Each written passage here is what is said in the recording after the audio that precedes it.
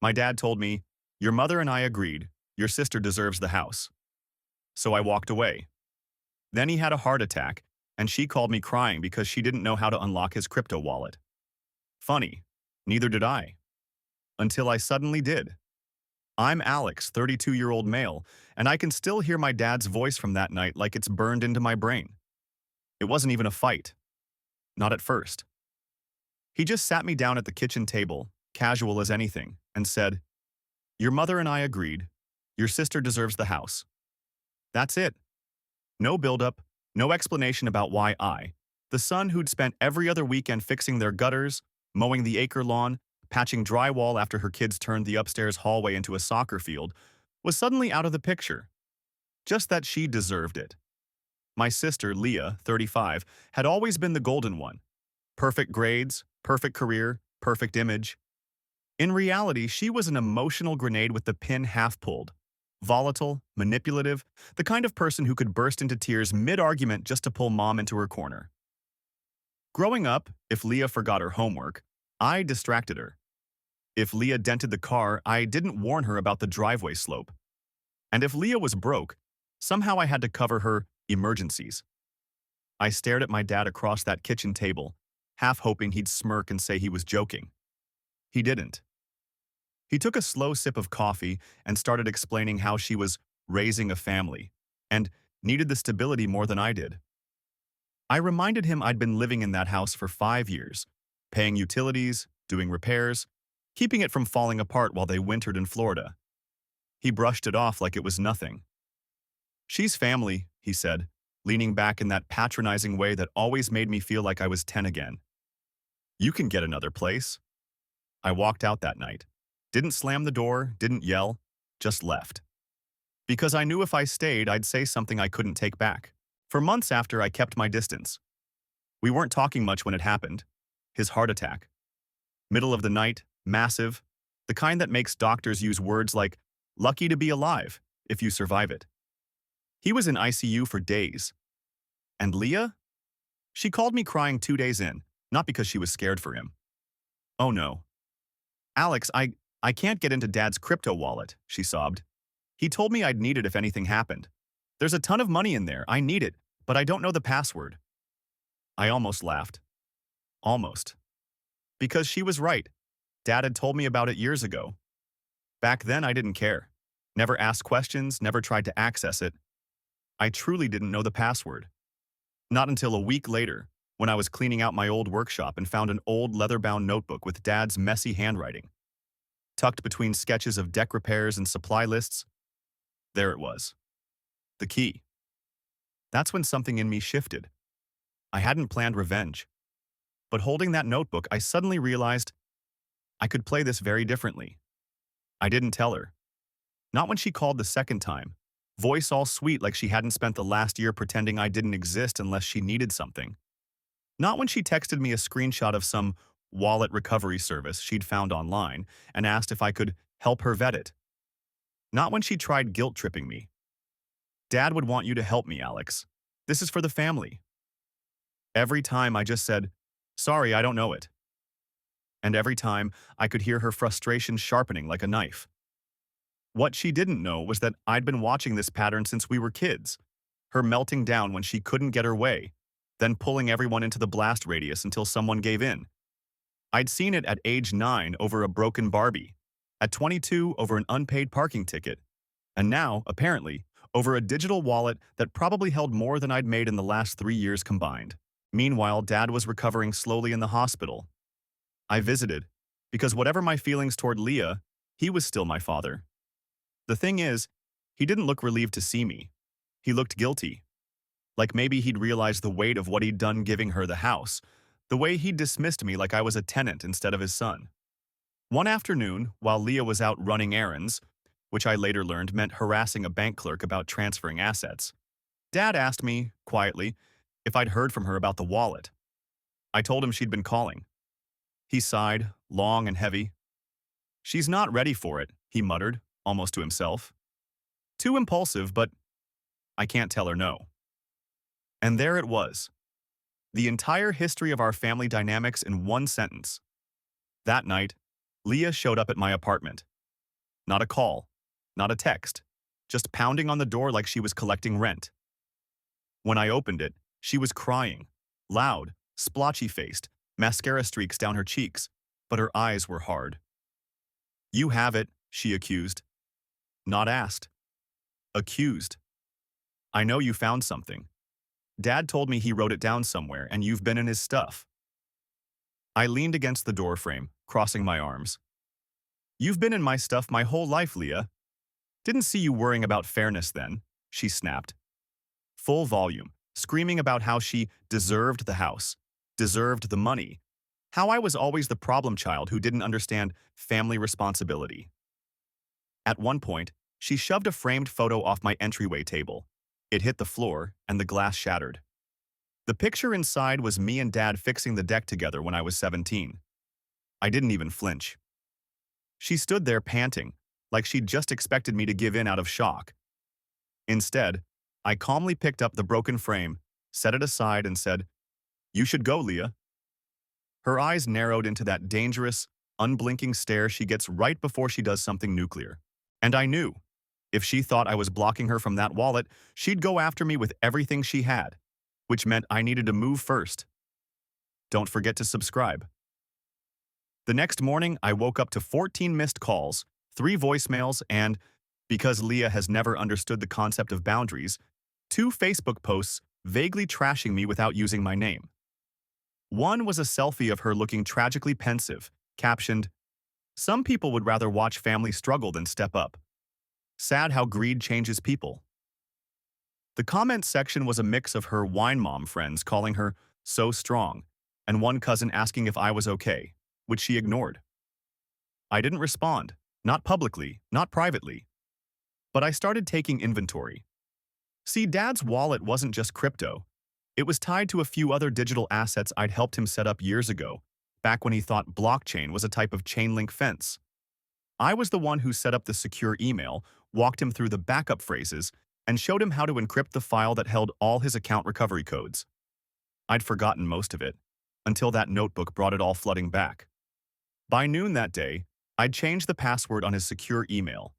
His email, which I was still listed as a recovery contact for. I wasn't locking him out. I was locking her out. That's when Leah escalated. Around 3 p.m., I got a call from an unknown number. It was some guy she'd been dating, never met him before, telling me I was messing with a grieving family and that I needed to do the right thing. His tone wasn't just pushy, it was threatening. Said if I didn't give her access, she'd go legal. I actually laughed. Good luck explaining to a judge why you're entitled to an account that's not yours. Click. 2 hours later, I got home from running errands and found my workshop door open. She'd been there. I know because the place was just off. Nothing stolen, but my desk drawers were rifled through, and my old laptop, dead for years but still in the corner, had been moved. She was looking for the notebook. That was the moment it stopped being just about the wallet.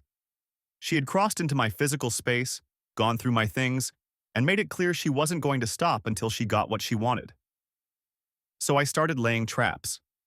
First, I scanned the notebook. Not the whole thing, just the page with the recovery key, but I blurred out 2 critical characters. Then I printed it and put it in a plain manila folder labeled House Repairs, 2015, buried in a file box under my workbench. The kind of thing she would find if she broke in again. And if she tried to use it, the wrong code would lock the wallet for 90 days. That night, I sat in my quiet apartment, holding the real key in my hand, and realized something. For the first time in my life, I was in control of the one thing she couldn't fake, manipulate, or guilt trip out of me. And I wasn't going to waste that. Leah must have taken the bait faster than I expected, because 2 days later my phone blew up again. This time, with her screaming so loud I had to hold the phone away from my ear. "You think you're funny? You think this is a game?" she shrieked. "It's locked now. 90 days. You just cost me." She caught herself, but not before I heard it. Tens of thousands. So now I knew exactly what she thought was sitting in there. I kept my voice calm. "Not my problem. And it's Dad's money, not yours." "You're unbelievable," she spat. "After everything I've done for this family?" I laughed out loud. Couldn't help it. Like what, Leah? Screaming at bank tellers? Living in a house you didn't pay for? Or breaking into my place like a raccoon looking for shiny objects? There was dead silence for a beat. Then she hung up. A few hours later, I got a text from Dad's phone. Alex, we need to talk. Leah says you're making things difficult. When I visited the hospital, he was sitting up in bed, looking stronger. But his tone was still careful, like he was trying to broker peace between two volatile countries. I just don't want fighting, he said. She's under a lot of stress. Yeah, because she's trying to rob you blind, I said flatly. You don't even know if you want her to have access to that money, Dad. You literally told me she's too impulsive. He didn't answer, which told me everything I needed to know. He did know I was right, but the idea of confronting her terrified him. So I decided it wasn't going to be his fight. It was going to be mine. That night, I wrote out a plan, not just for keeping her out of the wallet, but for making sure she couldn't touch it ever. There were legal ways to do it, ways Ryan, my old college buddy who's now a property and estate lawyer, would know by heart. If Dad named me temporary custodian of the funds for security purposes, I could move them somewhere she'd never be able to reach without my explicit consent. But here's the thing, just locking her out wasn't enough anymore. Not after the Facebook posts, the smear campaign, the break-in. I wanted her to know she'd lost. I wanted it to sting. So I started building the perfect moment in my head. The place, the people who'd be there, the exact words I'd say when she realized the money she thought she owned was gone forever. And the timing? Oh, the timing was going to be sweet. Because in just 3 weeks, Leah was planning a big housewarming barbecue at Dad's place. Her place, technically, since they'd signed it over. She'd invited half the family, some of Dad's old friends, and every neighbor within a 3-block radius. A real victory lap. She had no idea that by the time she was flipping those burgers, her victory would be ash. Don't forget to subscribe. Update 1. All right. So, apparently my last post blew up. I didn't expect that many people to read about my train wreck family, let alone leave thousands of comments, DMs, and some truly unhinged suggestions. My personal favorites: fill the crypto wallet with photos of raccoons and hats. Transfer the funds into Dogecoin just to watch her sweat. And the guy who said, just send her 0.01 BTC with a note that says, here's your share. Y'all are dangerous. I like it. Some of you were worried about whether Dad was okay. He's home now, still weak, but doing better. I've been checking in on him every other day. And yes, I've been careful about Leah's access when I'm there. She's still circling him like a vulture in a power blazer. But now that the wallet's locked for 90 days, she's been trying to pivot into emotional manipulation mode. Case in point. 2 days ago, she cornered me in Dad's kitchen while he was napping and whispered, if you give me access now, I'll cut you in. Like she was pitching me on a pyramid scheme. I just smiled and said, already in, Leah, just not the way you think. She didn't like that one bit. Oh, and about the housewarming barbecue. She's doubling down. Posted some over-the-top invite graphic on Facebook with champagne glasses and the caption, come celebrate new beginnings. I've already RSVP'd. Wouldn't miss it for the world. Here's the part you guys are going to love. I've been working with Ryan, the lawyer friend I mentioned, and Dad quietly signed a document last week making me temporary custodian of all his digital assets while he recovers. The kicker? Leah doesn't know yet. That means when the 90-day lockout ends, the funds won't just be unlocked. They'll already be moved somewhere she can't touch, even if she found the key tomorrow. And yes, I'm going to tell her, in public. If everything goes to plan, she'll find out right there at her little backyard victory parade, in front of every neighbor and relative she invited to bask in her big win. You all wanted sweet revenge? You're about to get it. The day of the barbecue felt like walking into enemy territory. It was one of those sweltering afternoons where the air sits heavy and the smell of overcooked burgers hits you before you even see the grill. Leah had gone all out. Balloons, banners, little mason jars with wildflowers on every table. The whole setup screamed, look at me, I'm thriving. And she was gliding around in a sundress like she was hosting some HGTV special. I spotted Dad right away, sitting under the shade of the big oak in the backyard, sipping lemonade. He looked tired, but content. I gave him a quick nod. Our silent agreement that I'd handle this. Leah wasted no time making her move. The second she saw me, her smile froze into something brittle. "Well, well," she said loud enough for nearby guests to hear. "Didn't think you'd show after all the help you've been lately." I just smiled and handed her a wrapped gift box. "Wouldn't miss it." She eyed the box like it might explode, then set it on the drinks table. "We'll open that later," she said. Perfect. The afternoon dragged. Every time I caught her eye, she was scanning me for signs of weakness, like maybe I'd crack and pull her aside with the password in hand. Instead, I chatted with neighbors, played cornhole with some cousins, and waited for my moment. That moment came after dinner, when she clinked a fork against a glass to get everyone's attention. "I just want to thank you all for coming to celebrate this amazing new chapter," she said, practically glowing. "Dad's recovery, this beautiful home, and, soon, financial freedom for our family."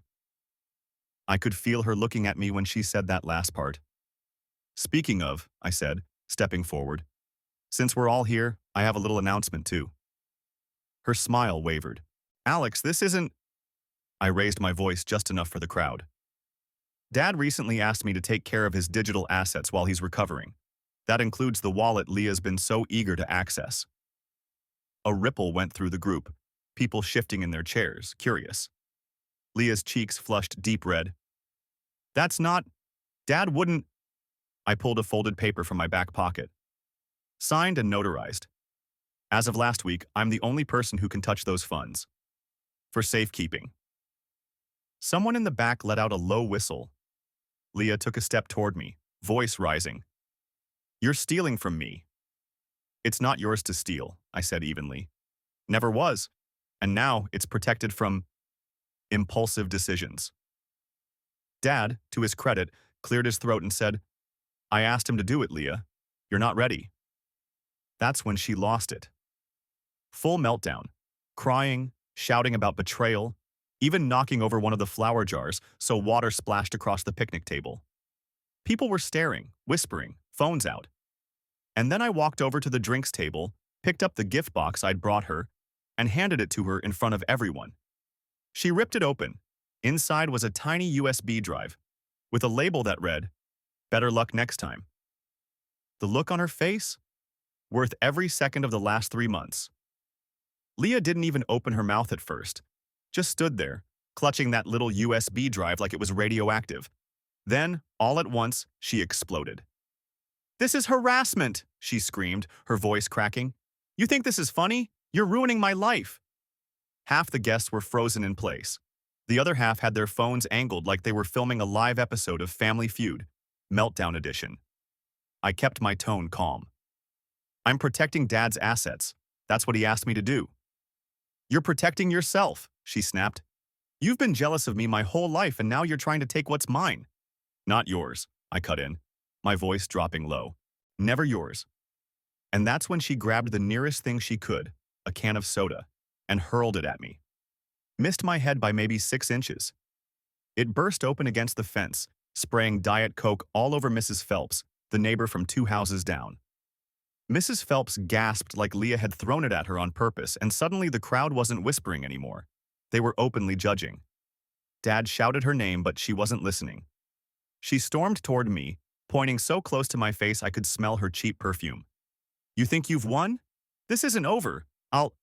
Leah," I said, just loud enough for the closest people to hear. "You already lost." She froze for a half second, just long enough for me to walk away. I could feel her trembling behind me, torn between chasing me down and keeping what little public dignity she had left. She chose wrong, because as I reached the gate, she screamed, "You're dead to me." And without turning around, I said, "Been dead to you for years, Leah. This just makes it official." That line, I didn't even plan it. But the way the air went still afterward, it was like every guest could suddenly see the truth for the first time, that she wasn't the wronged little sister, she was the hurricane, and I'd just walked out of the storm. I went home that night to 3 missed calls from Dad. He'd left messages saying he was sorry, that things had gotten out of hand, that he understood why I did it. I didn't hear from Leah, not directly anyway. But the next morning, I woke up to find someone had keyed the side of my truck. Deep, jagged lines.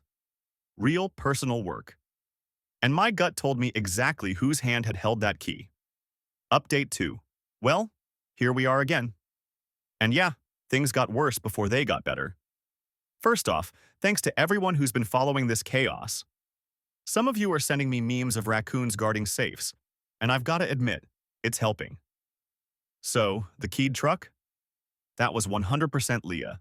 No proof that would stand up in court, but come on. Nobody else in my life is petty and dumb enough to carve liar into my driver's side door. Real subtle. I didn't even fix it right away. I drove around with it for a few days because honestly, it just confirmed everything I'd told people about her. Then came the smear campaign. Suddenly, I was getting texts from relatives I hadn't spoken to in years. Stuff like, Leah says you drained Dad's retirement account. Or, is it true you're selling the house out from under him? She'd apparently gone nuclear on Facebook, painting me as some money-hungry scammer. The wild part? Half of them still messaged me privately saying they believed me but didn't want to get in the middle. Classic. Meanwhile, Dad's been doing better physically, and I think he's starting to really see who Leah is. He told me on Tuesday, I should have done this years ago, meaning putting me in charge. That hit different. And here's the kicker. Ryan, my lawyer friend, found a way to make the temporary custody of Dad's assets. Not so temporary. Turns out, if Dad amends his will while he's still competent, we can set it up so Leah never gets her hands on the wallet or the house. Ever. Even if he passes. Dad's thinking about it. I told him I don't care about getting the house. But I do care about making sure it doesn't turn into Leah's personal ATM or foreclosure nightmare. He nodded, and I swear there was actual relief in his eyes. As for Leah, she's gone quiet. Too quiet. Which means she's either plotting, licking her wounds, or both. And before anyone asks, yes, I've still got the real wallet key. In a safe. Inside another safe. Hidden somewhere she will never ever think to look. I didn't just win the battle at the barbecue. I'm setting myself up to win the war. Leah's quiet phase didn't last long. About a week after the barbecue, I came home to find a bright orange envelope stuck in my door. Certified mail. Inside? A letter from some bargain bin attorney in town, demanding I immediately relinquish all access to the digital assets belonging to Ms. Leah, last name, and provide any passcodes or recovery phrases in your possession. Two things stood out right away. 1. They referred to the assets as belonging to Leah, which was hilarious because legally they never did. 2. The letter didn't even get my address right. Wrong apartment number. Solid work there, Perry Mason. I called Ryan that night, and he laughed so hard I thought he'd choke. Send me a copy, he said. I'll frame it. Then he fired off a response on my behalf that was basically the legal equivalent of, LOL, no. The next day, Leah called me, absolutely screaming. You think you're so smart hiding behind your lawyer? You're just a coward who can't even face me like a man. I let her rant for about 30 seconds before cutting in. Leah, you broke into my workshop. You threw a soda at my head. You keyed my truck. You're lucky I haven't filed a restraining order. That shut her up for a beat. Then she hung up on me. A few days later, Dad asked me to come over. When I got there, Leah was already in the living room, arms crossed, jaw tight. Dad cleared his throat and said, I think it's time we all just move past this. I looked at him, then at her, and realized he still believes some part of this could be fixed with a group hug and a couple of Hallmark cards.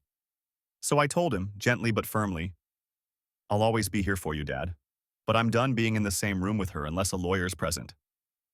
Leah scoffed, muttered something about me acting like a victim, and stomped out.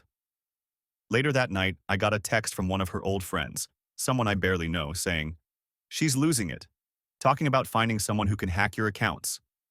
That's when it hit me. This wasn't just going to fizzle out. She wasn't the type to let go.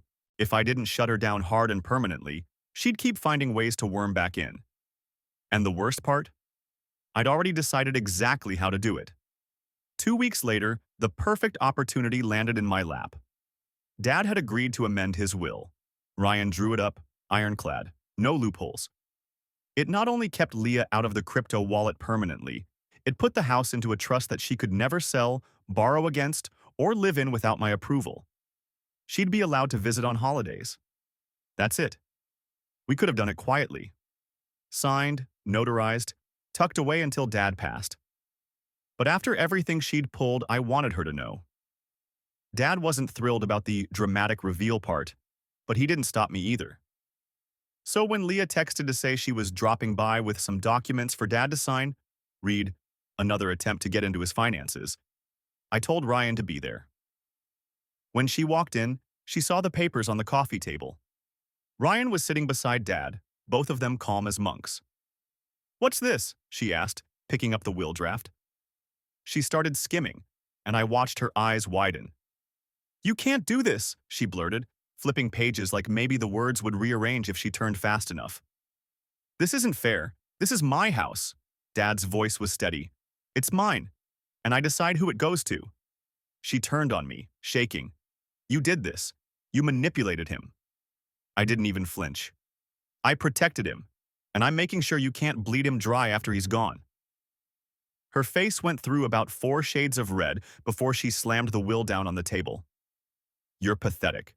You'll die alone with your stupid safes and your stupid passwords." I smiled, genuine, calm. "Maybe, but you'll be locked out forever." She stormed out, slamming the door so hard a picture frame rattled. And that was it. No soda cans, no keyed cars, just silence. The best part? A week later, Ryan got a call from her bargain bin lawyer saying she was no longer pursuing the matter. Translation: she finally realized she'd lost. Now the wallet's still mine to safeguard, Dad sleeps easier, and Leah, well, last I heard, she's still telling people I stole her inheritance. Let her. Every time she says it, she just reminds everyone that she never earned a thing in her life. And me? I've got the real key in a safe inside another safe, and the satisfaction of knowing she'll never, ever get close to it.